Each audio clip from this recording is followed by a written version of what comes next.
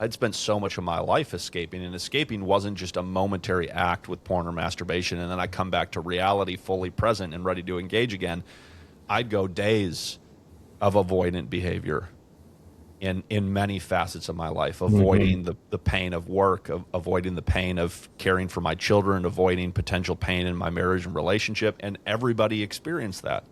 And I got feedback to that end from many different people. And so learning how to stop avoiding and learn to live in reality has helped to a great degree move me back and then not become so defensive or reactive when she says, hey, you're gone right now.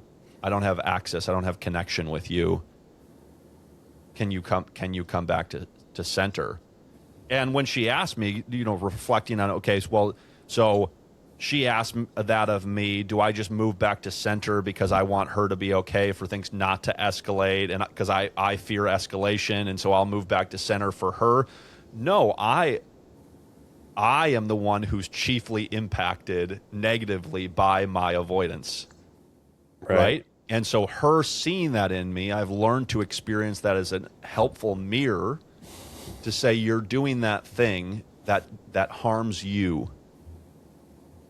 What can you do right now to calm down or to come back to the center so that we can be together? Versus, again, like I said, me doing it out of fear. Okay, well, I'll just do what you want. I'll perform like I'm okay so that you can be okay. Because that's not what she's asking of me. She's saying, you seem off. What's going on there? And inviting me to look. And so often my reaction to that would be defensive, further avoidance, leave me alone, get out of my room, type aggression or behavior, rather than thanks for seeing me. That is what's going on. And I do want to figure out how to come back to rest. I do want to figure out how to come back into myself.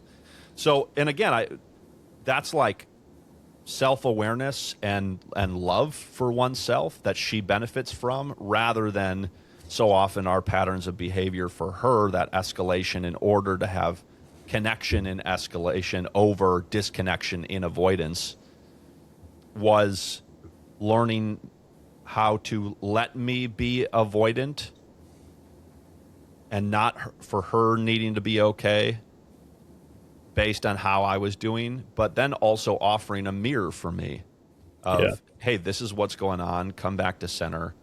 So, and that's how is that related to being a nice guy in this context? I think ultimately comes back to that. Is this out of fear for me losing the relationship, or is it out of a place of love? First and foremost for myself is I want to learn how to be okay, to be at rest, to be able to learn how to calm down on my own, and then offer that to her as a gift. Yeah. And I need her to help me learn how to do that. Yeah. In the context of relationships. So those are the two things that strike me, that disconnection, reconnection exercise that marriage provides. Yeah. And that can look simply like husband goes off to work or wife goes off to work and then comes back home.